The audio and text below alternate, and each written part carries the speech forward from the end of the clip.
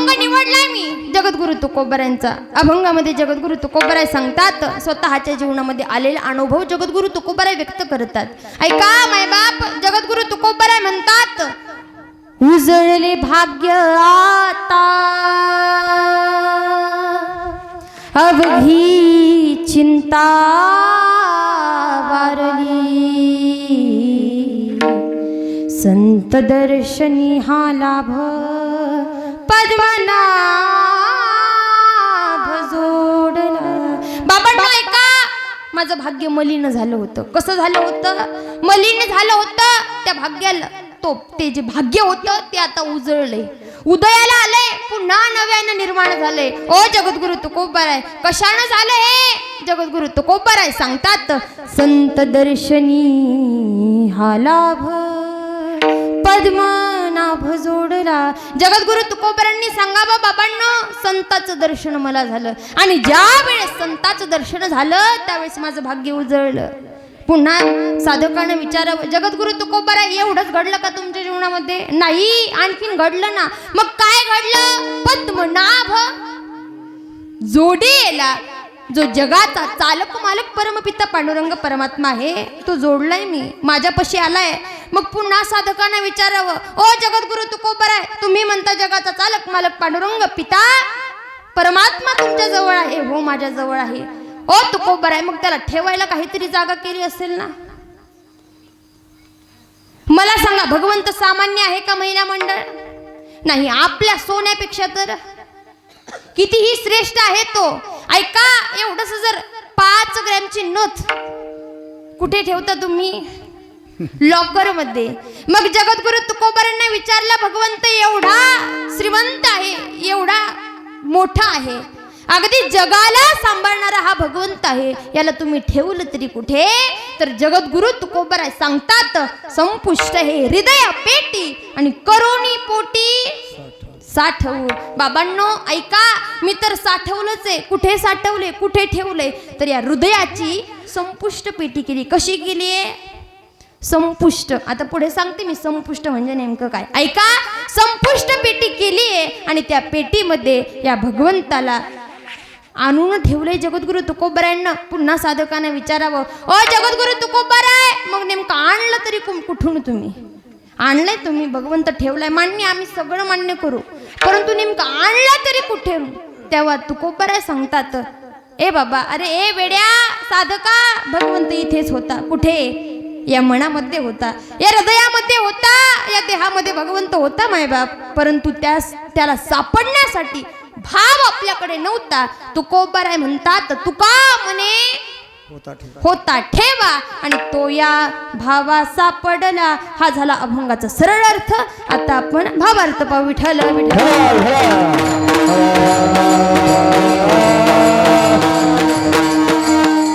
कीर्तनाचा एक नियम असतो बघा. तो नियम असा असतो, ज्या महापुरुषाचा आपण अभंग चिंतनासाठी निवडलाय, किमान त्या महापुरुषाचा अधिकार आपल्याला माहित असला पाहिजे. का?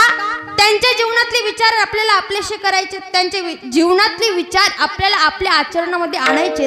मग त्यांचा अधिकार माणसाला माहित असणं फार गरजेचं आहे. कारण की उपदेश कोणी कोणाला करावा, शास्त्रामध्ये असं सांगितले की उपदेश करण्या अगोदर व्यक्तीने अगोदर स्वतः आचरणामध्ये आणलं पाहिजे आणि नंतर उपदेश केला पाहिजे. मला सांगा पुरुष मंडळ, तुम्ही स्वतः बिडी ओढताय आणि बिडी ओढत ओढत मुलाला उपदेश करताय, बाळा व्यसन करू नको, चालेल का?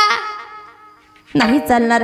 तुम्हाला स्वतःच्या जीवनातली अगोदर बिडी नावाचा शब्द काढून टाकावा लागेल. बिडी शब्दच नाही बरं का, बिडी पण काढून टाकावी लागेल. तेव्हा कुठे तुमच्या मुलाच्या जीवनामध्ये व्यसन शब्द येणार नाही. अर्थात अगोदर स्वतःला आचरणामध्ये आणावं लागणार आहे आणि मग जगाला उपदेश करावा लागणार आहे. जगद्गुरु तुकोबाराय स्वतःचा अनुभव सांगतायत, याचा अर्थ त्यांच्या जीवनामध्ये काहीतरी घडलंय. ऐकायचंय त्यांचं आपल्याला, आपल्या जीवनामध्ये आचरण करायचे त्यांचे विचार. त्या अगोदर त्यांचा अधिकार करणं फार महत्वाचं.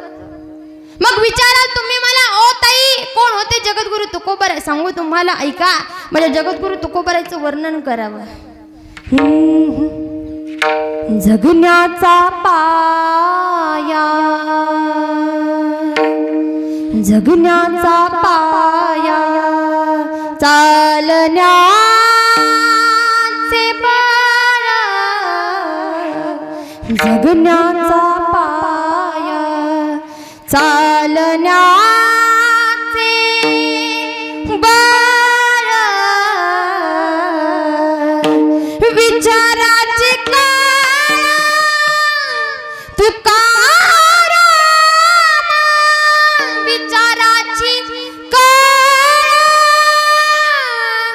तुकाराम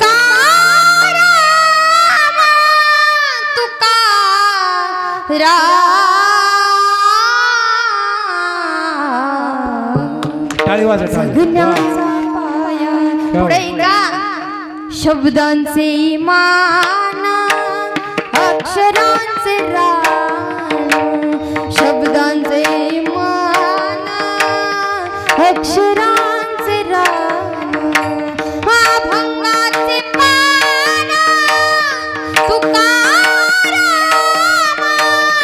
अभंगाचे पान तुकाराम तुकाराम जगण्याचा पाया जगण्याचा पाया जगण्याचा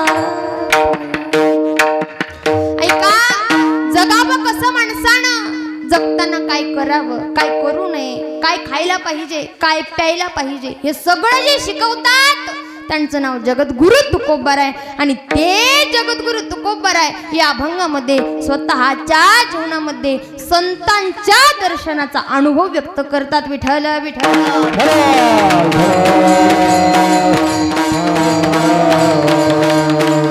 एक वेळचा प्रसंग आहे बघा, फार गोड प्रसंग आहे. एक वेळेस काय होतं माहितीये का, जगद्गुरु तुकोबाराय निद्रा अवस्थेत असतात. मग निद्रा अवस्था म्हणजे कुठली अवस्था बरं? झोपत नाहीत का तुम्ही? निद्रावस्था म्हणजे झोपलेले असतात आणि झोपलेले असताना माझ्या जगद्गुरु तुकोबारायच्या स्वप्नामध्ये एक व्यक्ती येतो बघा आणि तो व्यक्ती आल्याच्या नंतर तो व्यक्ती उठवतो. हे तुका, अरे झोपलास काय? उठ राजा, झोपायची वेळ आहे का? मला सांगा, जीवनामध्ये आपण आलोत, हे जीवन किती दिवसाचं आहे बरं? किती दिवसाचं आहे हे जीवन? काही फार मोठं असं नाहीये. पहिल्या युगामध्ये फार मोठं जीवन होतं, तेव्हा लोकांनी मस्ती केली असती, दिवस व्यर्थ घातले असते, तेव्हा चाललं असतं. परंतु हे जीवन इथे सांगितलं जातं, 4 दिन की जिंदगी 4 दिन का मेला है. आया तू अकेला जग में, आया तू अकेला जग में, जाए भी अकेला है. 4 दिन की जिंदगी 4 दिन का मेला है. ऐका सज्जनांनो, हे जीवन अल्पायुष्य मानव देह यतो गणिले ते अर्ध रात्र खाय ते बालक पीडा रोग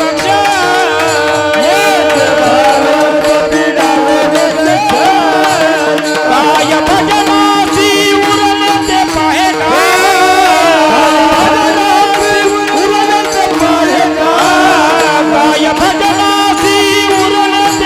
काय भजनाची उरले ते पाहे राम राम स्मराधी राम राम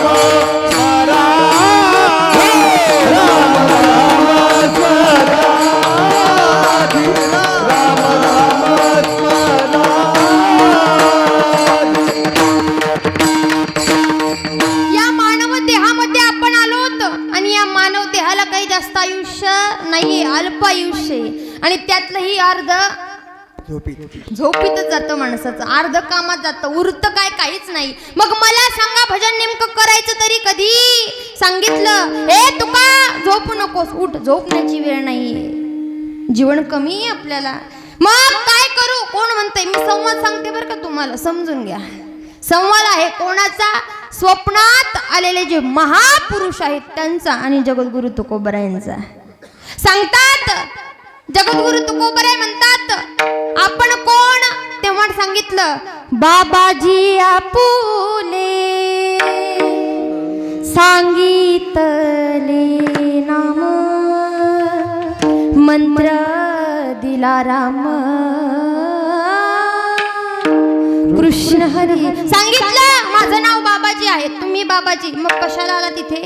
कोण म्हणते? जगद्गुरु तुकोबराय म्हणतात जगद्गुरु तुकोबरायांना सांगितलं अरे वेड्या मी बाबाजी आहे. मी कोण आहे? कोण आहात तुम्ही? मी तुझा गुरु आहे. आनंद झाला जगद्गुरु तुकोबरायांना, नाचू लागले. आणि मग नाचता नाचता विचारलं बाबाजी आलात तुम्ही? हो आलो, मी तुझ्या दर्शनाला आलो. वा, मला जगद्गुरु तुकोबरायांना एवढा आनंद झाला, एवढा आनंद झाला. कशामुळे? तर फक्त आणि फक्त त्यांच्या जीवनामध्ये त्यांना गुरुची प्राप्ती झाली होती म्हणून. सांगू तुम्हाला, ऐका, जीवन जगत असताना माणसाला एक तरी गुरु, एक तरी का एकच नाही कळालं का? माणसाने जीवनामध्ये एकच गुरु केला पाहिजे, परंतु असा गुरु करावा की त्यानं आपलं जीवन तारलं पाहिजे. ऐका मायबाप, एक गुरु असा करा की स्वतःच जीवन तरुण गेलं पाहिजे. का? तर गुरुची जीवनामध्ये फार आवश्यकता आहे. कारण की संतांनी वर्णन केलंय गुरु बिना कोण बतावे बात, गुरु बिना कोण बतावे बात, बड़ा बिकट है यम घाट, बड़ा बिकट है यम घाट घाट घाट, कोण बतावे बात, गुरु बिना कोण बतावे बात. ऐका सज्जनांनो, गुरु शिवाय वाट दाखवणार सद्गुरु सारिखा सोयरा सज्जन, सद्गुरु सारिखा सोयरा सज्जन, सद्गुरु सारिखा सोयरा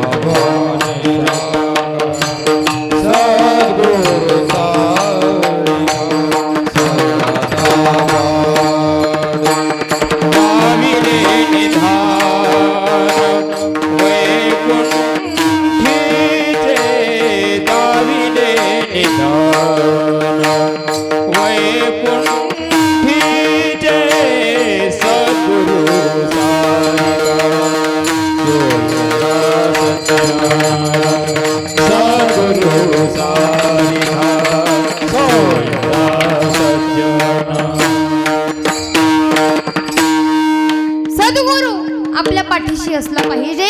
सद्गुरूचा आशीर्वाद गुरु जीवनामध्ये असला पाहिजे. कारण की सांगू तुम्हाला, ऐका, हा जीवनाचा घाट एवढा डेंजर आहे.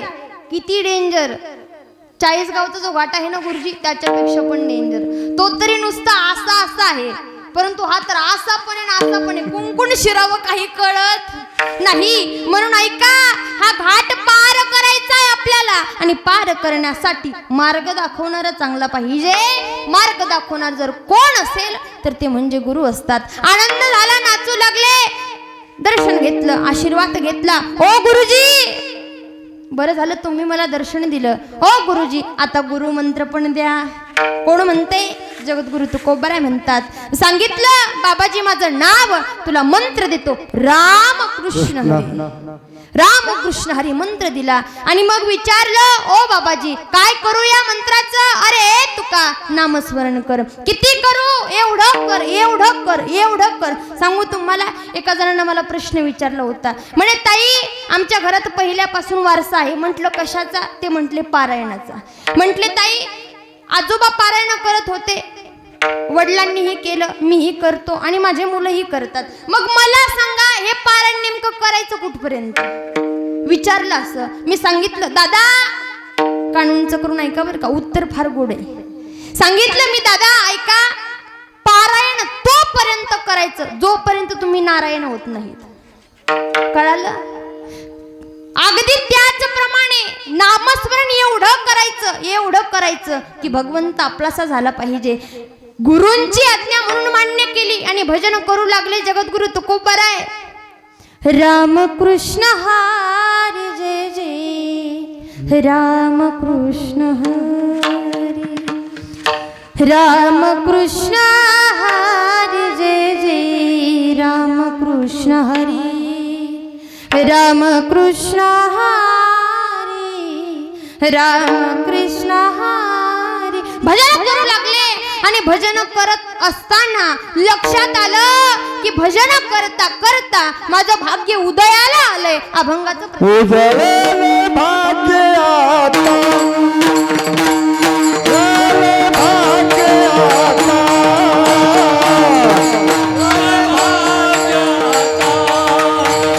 उजळले भाग्य आता, उजळले भाग्य आता, उजळले भाग्य आता, उजळले भाग्य आता, उजळले भाग्य आता. अवधी चिंतावारली, अवधी चिंतावारली, अवधी चिंतावारली, दर्शन हाला भाऊ, संत दर्शन हाला भाऊ.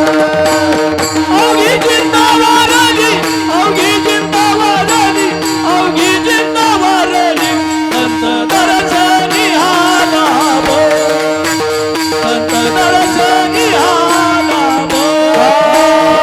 उजळले भाग्य आता, अवधी चिंतावारली,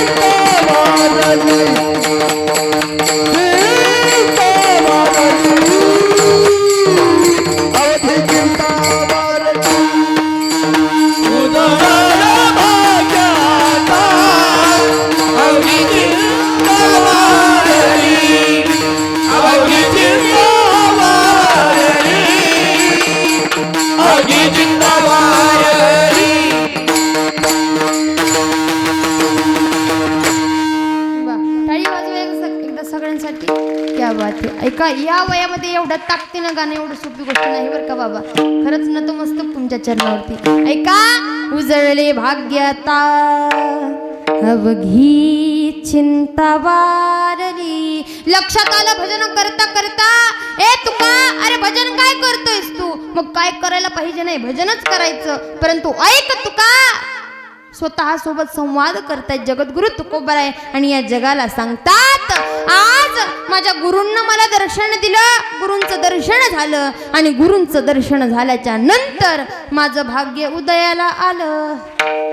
आणि मग भाग्य उजळल्याच्या नंतर ऐका, मग विचारलं, पुन्हा गुरुजींसोबत संवाद करू लागले. विचारलं, ओ गुरुदेव, अहो भाग्य उजळलंय माझं, जन्माचं सार्थक झालं माझ्या, एवढं मोठं काम केलं तुम्ही. ऐका ना गुरुजी, तुम्ही काय करा, काहीतरी गुरुदक्षिणा मागा. कोण म्हणतंय? झोपल्या का काय? नाही ना, जागे आहात ना? रेंज मध्ये राहा बरं का, रेंज जाऊ द्यायची नाही. ऐका, कोण म्हणतंय असं? जगद्गुरु तुकोबाराय म्हणतात गुरुला, ओ गुरुजी काहीतरी गुरुदक्षिणा मागा. मग त्या गुरुजींना सांगावं, हे तुका मला गुरुदक्षिणा पाहिजे. काय पाहिजे? मला पावशर तूप सांग, मला पावशर तूप. भोजन मागती तूप पावसर, पावसर, भोजन मागती तूप पावसर, भोजन मागती तूप पावसर, भोजन मागती तूप पावसर. पडला विसर स्वप्ने माझा, पडला विसर स्वप्ने माझ्या, सपनेली वाट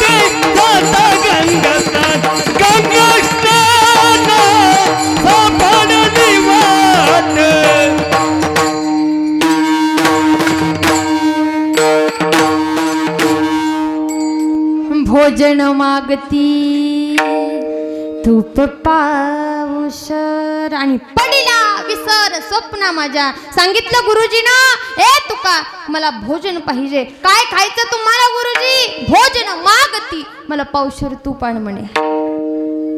आता मला सांगा, खरंच त्यांना तूप पाहिजे होतं का? तूप मागतील कदाचित एखादे गुरुजी, एखादा गुरु तूप मागेलही, परंतु तो गुरु पहिला नसेल. तो गुरु कलियुगातला असेल, सध्याचा असेल.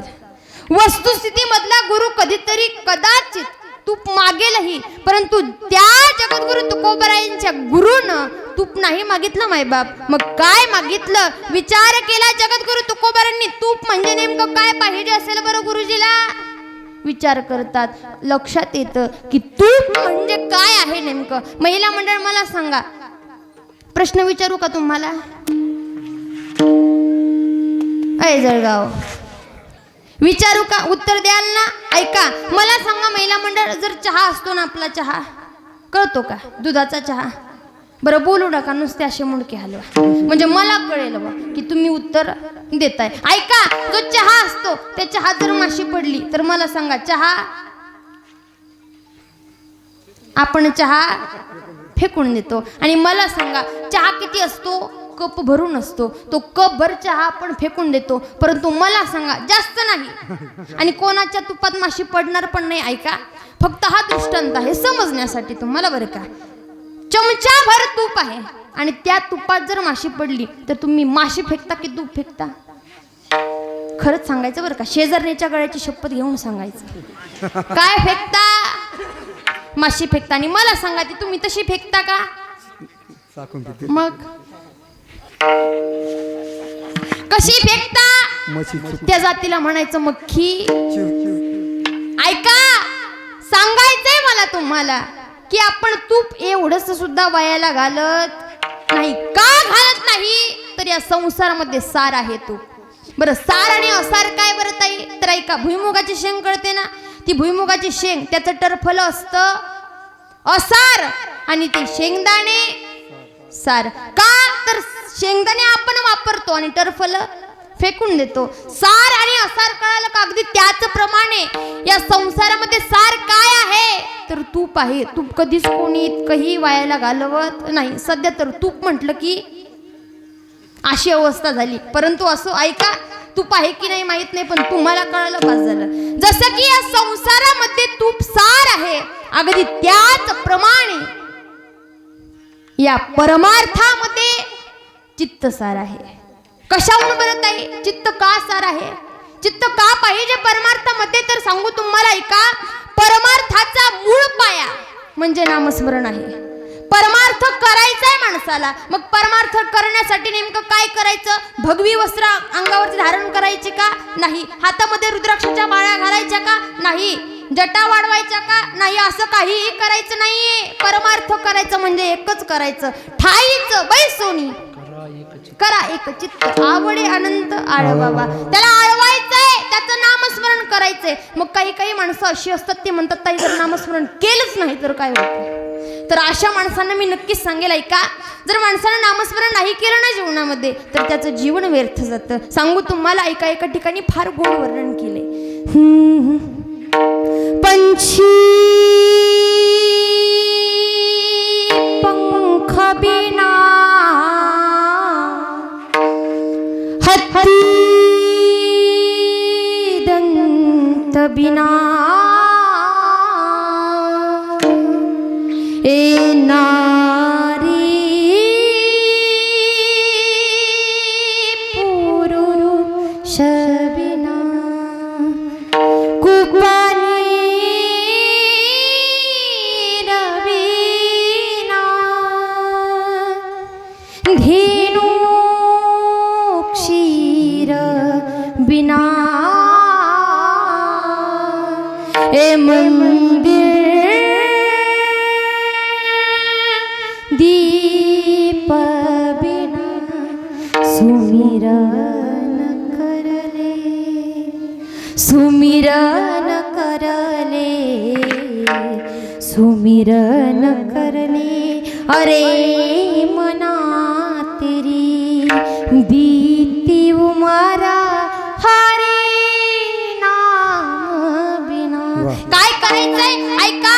सांगितलंय एखादा पक्षी आहे मायबाप, त्याला पंख नाहीत, जगण्याला अर्थ.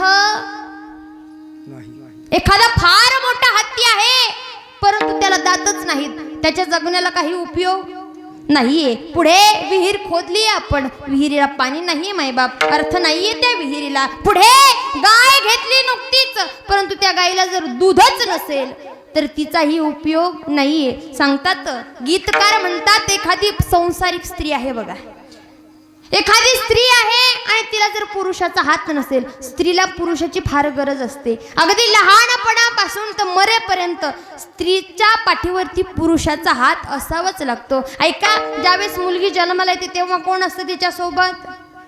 तिचे वडील असतात. वडिलांनंतर भाऊ येतो, भावानंतर नवरा येतो, नवऱ्यानंतर मुलगा येतो.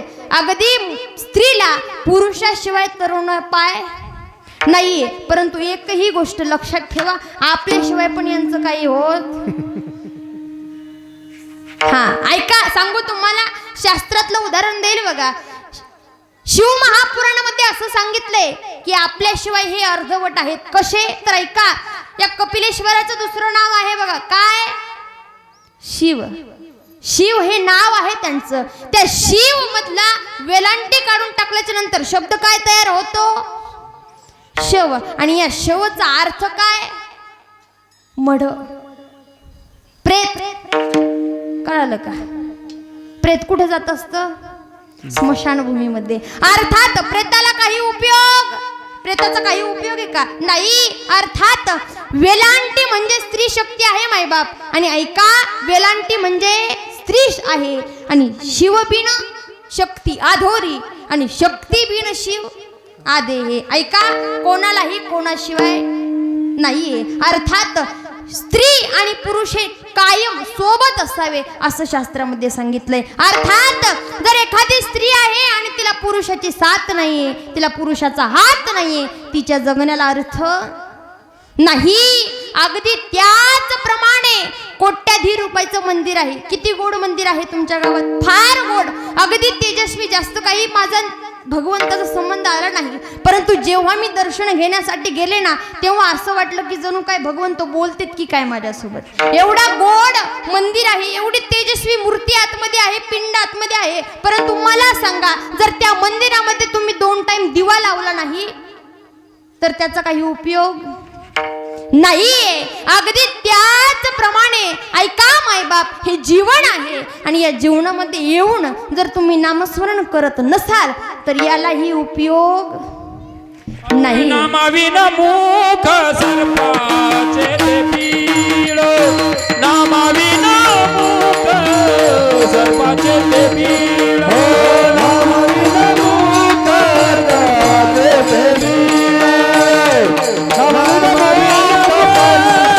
ते पीळ, जीवन विकाळ सर्प आहे, जीवन विकाळ सर्प आहे, हरिमुखी गातार पलिचित्ता, हरिमुखी गातार पलिचित्ता, जीवन विकाळ सर्प आहे, जीवन विकाळ सर्प आहे, हरिमुखी गातार पलिचित्ता, हरिमुखी गातार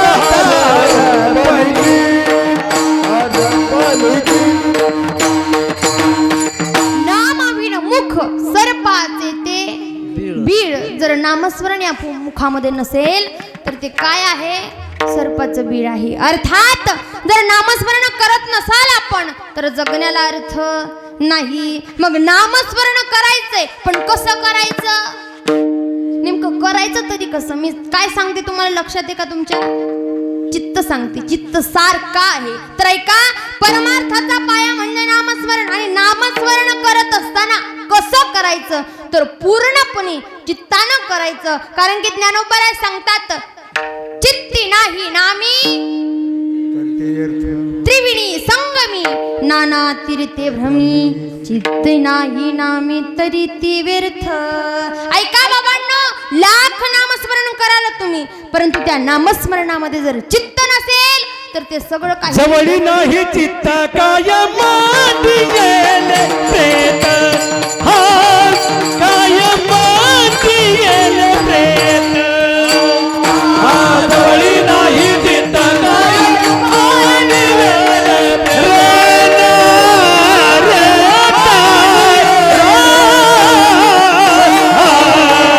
माती गेले प्रेत. जय हो. जवळ नाही चित्त काय बांधिले प्रेत. ऐका, जर चित्त नसेल तर हे शरीर राहत नाही. काय राहत? प्रेत राहत, आणि प्रेताचा काही उपयोग नाही. जेथे चित्त शुद्ध नाही त्यासी बोध करील काही, त्यासी बोध करील काही, त्यासी बोध करील काही.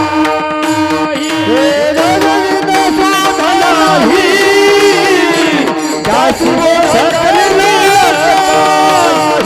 त्यासी बोध करील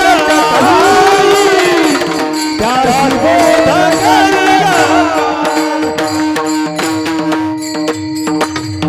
जवळ चित्त पाहिजे, परंतु ते पण शुद्ध पाहिजे. आणि जर नसेल तर भगवंत काहीही करू शकणार नाही. नामस्मरण कराल तुम्ही, परंतु जर नामस्मरणामध्ये चित्त नसेल तर ते सगळं काही व्यर्थ आहे. ऐका, अगदी त्याचप्रमाणे चित्त हे परमार्थामध्ये सार आहे बरं का मायबाप. कळून चुकलं तुकोबारायांना आणि आनंद झाला की माझ्या गुरुनं सांगितलंय काय मला, की बाबा नामस्मरण कर आणि तुझं चित्त माझ्याकडे दे. अर्थात तुझं मन इकडे तिकडे भटकणार नाही. नाहीतर हे मन फार डेंजर आहे.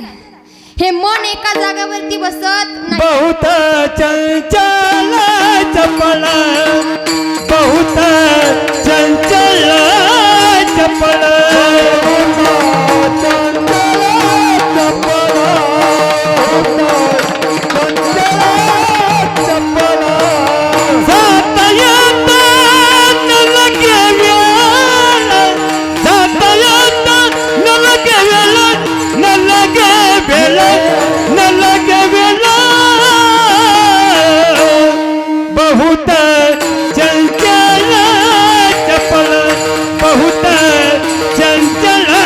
चपल,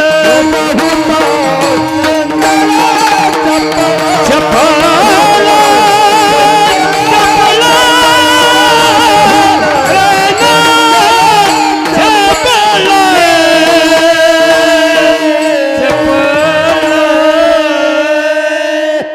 वा वा वा. ऐका, बहुत चंचल चपळ.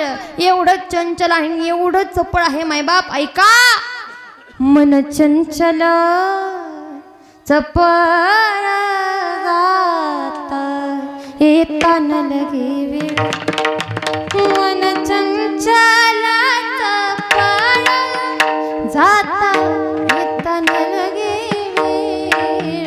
मन चंचल चपळ गाता येता न लगे वेळ. एवढं चंचल आणि एवढं चपळ आहे हे मन की आत्ता घरी जाऊन गॅसचा कॉक बंद केलाय की नाही हे बघून येईल. याला अजिबात वेळ लागत नाही. असं असणारं मन, हे मन परमार्थामध्ये रुजून राहावं. हे चित्त इकडे तिकडे भरकटू नये म्हणून जगद्गुरु तुकोबारांना त्यांच्या गुरुने चित्त म्हणे, तू चित्त माझ्याकडे दे, कारण पुन्हा तू संसारामध्ये जाणार नाहीस. आणि मग चित्त दिलं भगवंता गुरुजीकडे. आणि मग गुरुजीकडे चित्त दिल्याच्या नंतर तल्लीन होऊन पुन्हा भजन करू लागले. भजनाचा परिणाम ऐका, भजनाचा परिणाम संताचं दर्शन झालं. अभंगाचं द्वितीय चरण. संत दर्शनी आला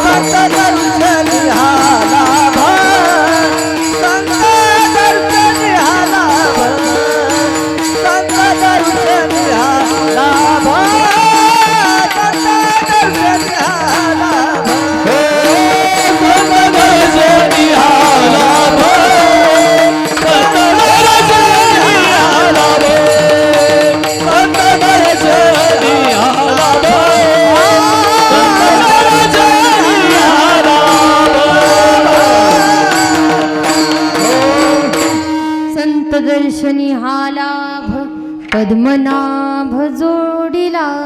ऐका, जगद्गुरु तुकोबराय म्हटले संताचं दर्शन झालं आणि संताच्या दर्शनानं एक अनुभव पुन्हा माझ्या जीवनामध्ये मला प्राप्त झाला, तो म्हणजे पद्मनाभ जोडला. जगाचा चालक मालक परमपिता पांडुरंग परमात्मा माझ्याशी जोडला गेला. ऐका, भगवंताला जोडणं फार महत्वाचं आहे बरं का.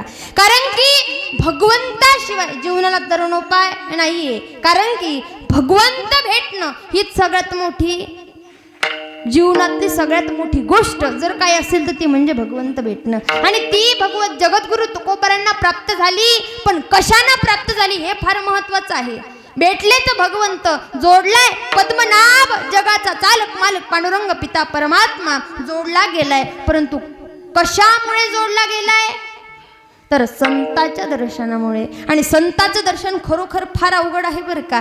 संत सहजासहजी कोणालाही दर्शन देत नाहीत, त्याच्यासाठी जन्मोजन्मीचं पुण्य लागतं मायबाप. आणि ऐका, जन्मोजन्मीचं पुण्य एकत्र आलं आणि आल्याच्या नंतर जगद्गुरु तुकोबरायांना भगवंताची भेट झाली. मग विचारलं साधकानं, ओ जगद्गुरु तुकोबराय, पहिल्यापासून तुम्ही आम्हाला सांगतात माझ्या भाग्याचा उदय झाला, तेही आम्ही मान्य केलं. पुढे तुम्ही सांगितलं माझी जेवढी चिंता होती ती नष्ट झाली, वारली, ती कुठेतरी गेली. असं जर जगद्गुरु तुकोबराय म्हटले असते तर परत येण्याची शक्यता असते. मला सांगा, गावाला गेलेला माणूस पुन्हा परत येतो, परंतु एकदा वर गेलेला माणूस पुन्हा परत येत नाही. अर्थात जर गेली म्हटले असते तर पुन्हा येण्याची दक्षता होती.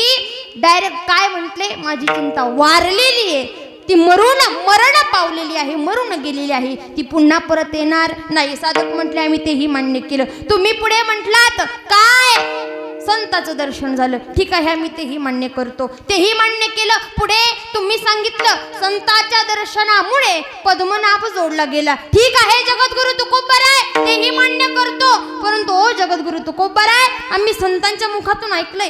काय ऐकलं तुम्ही? आम्ही संताच्या मुखातून ऐकलं की तो भगवंत साधा सुद्धा नाही बरं का, फार मोठा आहे, व्यापलेला आहे, तुमच्या आजूबाजूला तर आम्हाला दिसत नाही. मग तुम्ही नेमका ठेवला तरी कुठे? अभंगाचं तृतीय. संपुष्ट हृदय पेटी, संपुष्ट हृदय पेटी.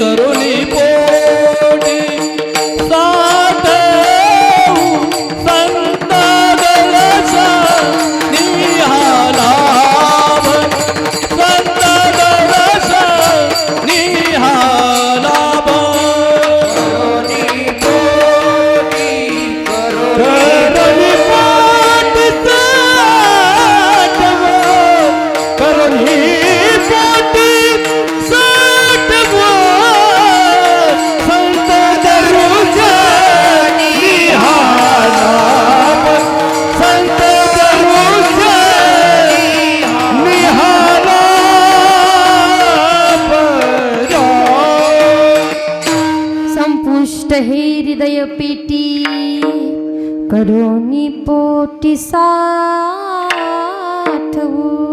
जगद्गुरु तुकोबरांना सांगितलं, अरे वेडा आहेस का तू? कोणाला म्हणतायत? साधकाला म्हणतायत. साधकांना विचारलं होतं, एवढा मोठा व्यापलेला भगवंत नेमका ठेवला तरी कुठे? एखाद्या बॅगेत घालून ठेवला का गोणीत बांधून ठेवला? नाही. कुठे ठेवला? मग कुठे ठेवला? जगद्गुरु तुकोबरांनी सांगितलं, अरे ए वेड्या, आजपर्यंत ज्यांनी जिथं ठेवला मीही तिथेच ठेवलाय. कुणी कुठे ठेवला? जगद्गुरु तुकोबराय सांगतात, अरे ए वेड्या ऐक, एक संत होऊन गेले, फार मोठे संत बरं का. ते कोण संत? आपल्या भगवंताचे अवतार होते, महादेवाचे अवतार. कोण?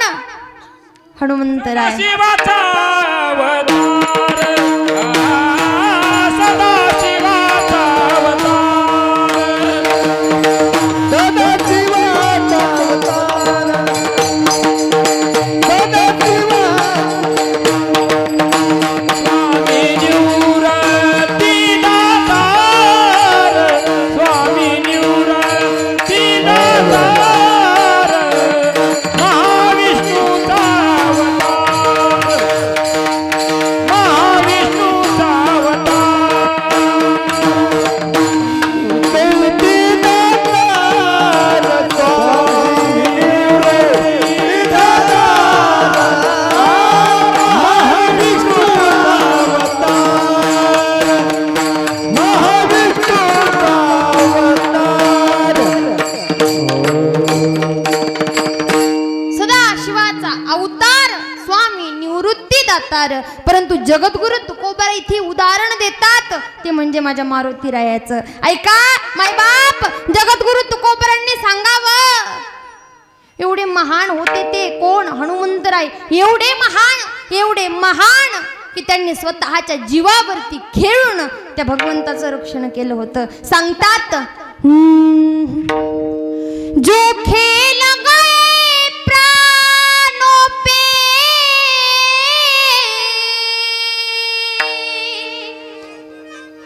जो खेल गए प्राणों पे, श्री राम के लिए. ऐका महिला मंडळ, तुम्हाला असं वाटतंय का की जसा अंजनीचा सूत तो हनुमंतराय होते, पवन सूत, वाऱ्याचे देवता कोण? पवन. आणि त्यांचा मुलगा सूत, पवन सूत हनुमंतराय अगदी असे महान होते. एवढे महान की भगवंतांनी देखील त्यांचं वर्णन करावं किंवा भगवंतांनी त्यांच्याबद्दल विचार करावा की नेमकं याला देऊ तरी काय बाबा. कोण विचार करते? श्रीवार प्रभू रामचंद्र विचार करतात, हनुमंताला नेमकं देऊ तरी काय. असे असणारे महान पुत्र कोण? अंजनीचे सूत. महिला मंडळ, तुम्हाला वाटतंय का माझा मुलगा देखील हनुमंतरायासारखा व्हावा आणि भगवंताकडे जावा? वाटतंय का? वाटतंय का? मग हात उंच घ्या. ऐका, जो खेल गए प्राणों पे, श्री राम के लिए. घेता का उंच? एक बार तू हात उठा लो मेरे हनुमान के लिए, एक बार तू हात उठा लो मेरे हनुमान के लिए, एक बार तू हात उठा लो हनुमान के लिए, एक बार तू हात उठा लो हनुमान के लिए. जो खेल गए प्राणों पे, जय हो. जो खेल गए प्राणों पे, श्री राम के लिए, एक बार तू हाथ उठा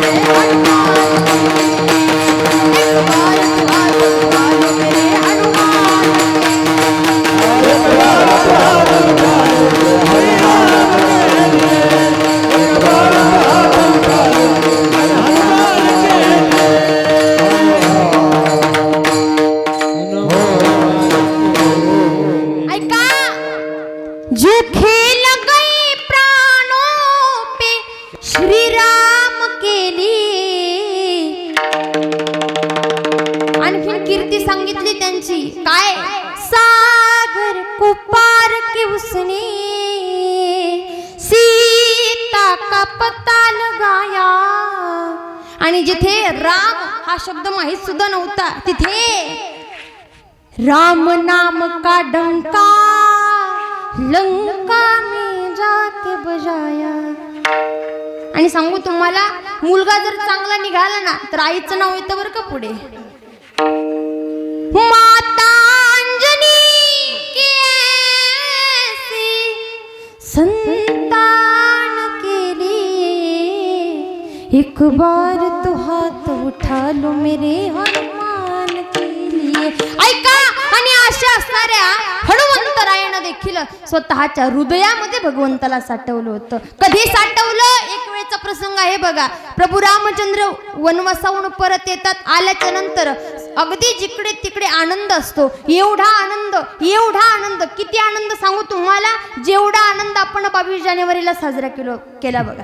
ऐका, 22 जानेवारीला अगदी लोक म्हणत होती जगात भारी 22 जानेवारी. का? तर एक आनंदाची गोष्ट आहे बघा त्या दिवशीची. सांगू तुम्हाला, ऐका, आनंदाने सांगेल की बघा, आपल्या पूर्वजांनी, जे आपले पूर्वज होते, आपले पणजोबा, आजोबा, वडील, आपल्या पूर्वजांनी मंदिर ही पडताना बघितली, परंतु सद्भाग्यशाली आपण आहोत की मंदिर आपण उभारताना बघितले. म्हणून ऐका, त्या प्रभू रामचंद्राचं नामस्मरण जर तुम्हाला असं वाटत असेल ना की आपल्या लेकरांना त्या प्रभू रामचंद्राचं नामस्मरण करावं, तर अगोदर तुम्हाला करावं लागणार आहे. कारण की जे पेरतं माणूस तेच उगवत असतं. अर्थात अगोदर तुम्हाला नामस्मरण करावं लागणार आहे, तेव्हा कुठेतरी तुमची लेकरं करणार आहेत. अर्थात तुम्ही कराल का नामस्मरण प्रभू रामचंद्राचं? करायचंय का? तुम्ही झोपल्या का? काय धोरणच कळा ना तुमचं. अगदी थोडं कीर्तन राहिलंय बघा आपलं. ऐका, प्रभू रामचंद्राचं नामस्मरण आपल्या सगळ्यांना करायचंय, तेव्हा कुठे आपली पुढची पिढी घडणार आहे. म्हणून अर्थात आता आपल्याला परमार्थाला लागायचंय. सांगत होते मी तुम्हाला की ज्या वेळेस प्रभू रामचंद्र अयोध्येमध्ये आले होते त्यावेळेस सगळीकडे आनंद झाला होता. आणि आनंदाच्या भरामध्ये प्रभू रामचंद्र बक्षीस वाटप करत होते. याला हे देत होते, त्याला ते देत होते, सगळ्यांना दिलं. हनुमंतरायाला काहीच दिलं नाही. हनुमंतराया एका कोपऱ्यामध्ये बसले होते. सीतामैया आल्याच्या नंतर विचारलं, हनुमंता अरे असं का बसलास? विचारलं आणि सांगितलं, आऊसाहेब एवढं कष्ट केलं मी तुमच्या पुढे माझ्या कष्टाची व्यथा मांडतोय असं अजिबात समजू नका बरं का. परंतु खरं सांगू का, जेवढा दिवस मी प्रभू रामचंद्रापाशी राहिलो तेवढा दिवस मी त्यांची निस्सीम सेवा केली. मला जास्त काहीच अपेक्षा नव्हती, परंतु निदान त्यांनी मला एवढं तरी विचारायला पाहिजे होतं की हे हनुमंता तुला काही पाहिजे का? मी मागणार काहीच नव्हतो. आई मला काही गरज नाही, मला फक्त माझा भगवंत पाहिजे आई. परंतु त्यांनी मला तेवढेही विचारलं नाही, याचं दुःख फार मनामध्ये आहे. सांगितलं. सीतामैया गेल्या, प्रभू रामचंद्राला विचारलं, स्वामी ऐका, एवढा दिवस झालं खरंच हनुमंतराय तुमची सगळ्यांची सेवा करतायत. अगदी मला सापडून दिलं वनामध्ये, जेव्हा आपण होतो वनवासामध्ये तेव्हा देखील आपल्या सगळ्यांचं रक्षण केलं. अगदी फार मोठे मोठे कार्य त्यांनी केलेले आहेत, फार चांगली साथ आहे त्यांची आपल्याला, आणि तुम्ही त्यांना काहीच का दिलं नाही? त्यावेळेस प्रभू रामचंद्राच्या डोळ्यामध्ये पाणी आलं आणि प्रभू रामचंद्र म्हटले, काय द्यावे त्यासी फावे उतराई, ठेवी तो हा पायी जीव थोडा. सीते अगं वेडी आहेस का तू? त्याचे माझ्यावरती एवढे उपकार आहेत, एवढे उपकार म्हणे त्याच्या उपकारासाठी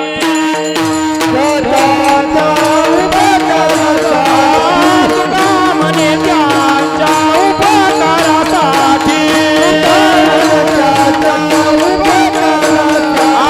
नाही माझे काठी काही एक, नाही माझे काठी काही एक, नाही माझे काठी काही एक, नाही माझे काठी काही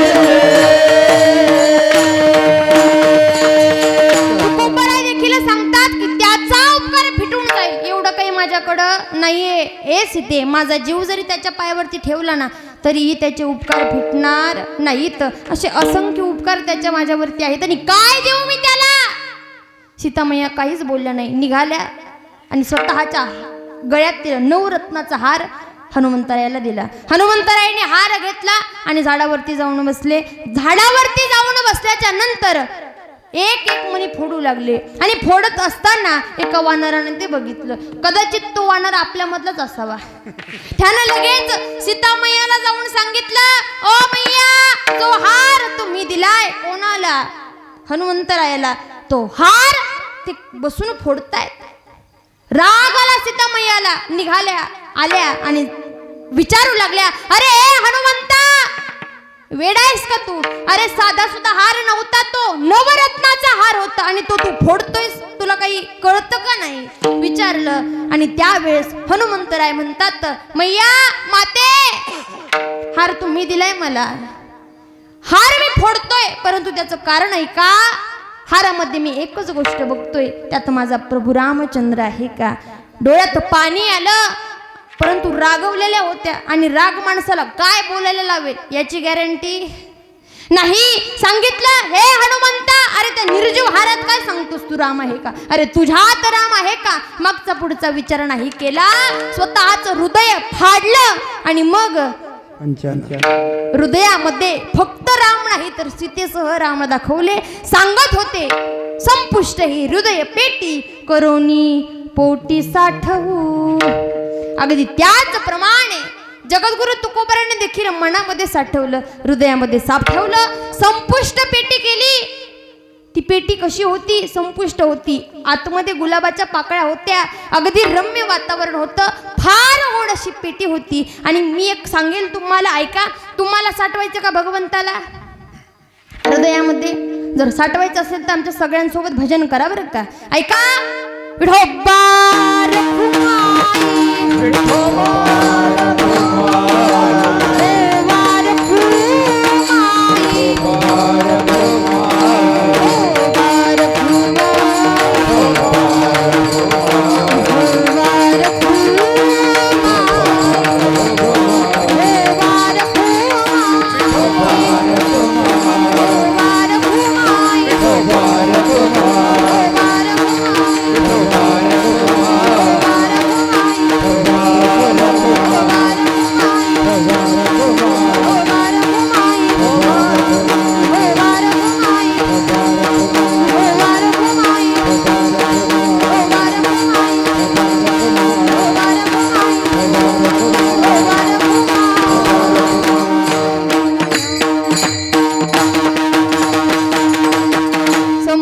हे हृदय पेटी करोनी पोटी साठवू.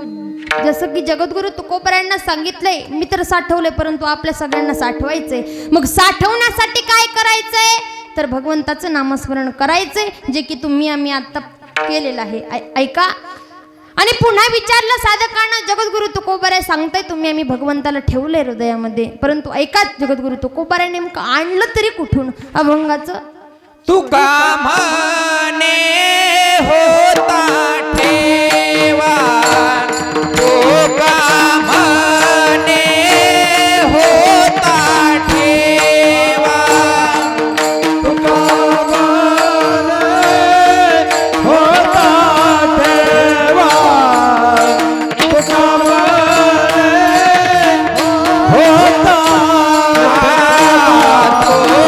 म्हणे होता ठेवा, तुका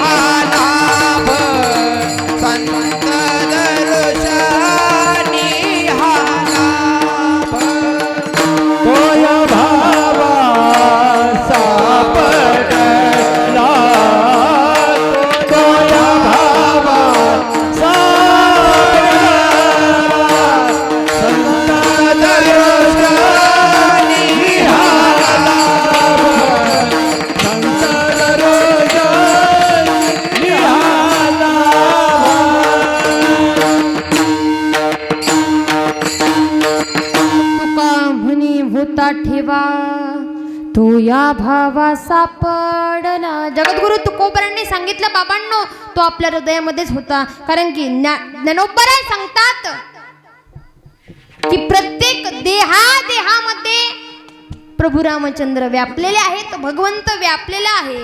अर्थात आपल्यामध्ये तो आहे, परंतु भावाची गरज आहे. कारण की भावे विन देव न कळे.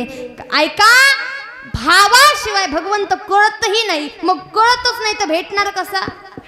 ऐका, भाव नसला तर भगवंत आपलासा होत नाही. आणि जर भाव असला तर वैकुंठाहून त्याला इथे बोलवता येतं. सांगतात वैकुंठ सोडून आला,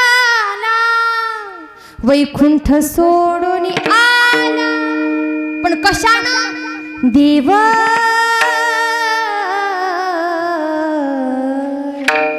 भावाचा भूकेला. ऐका, भगवंत येणार आहे, त्याला भूक लागलेली आहे, तुमच्याकडे काहीतरी मागणार आहे, परंतु दुसरं तिसरं काही नाही, तर फक्त आणि फक्त भाव मागणार आहे. तो भाव त्याला द्या.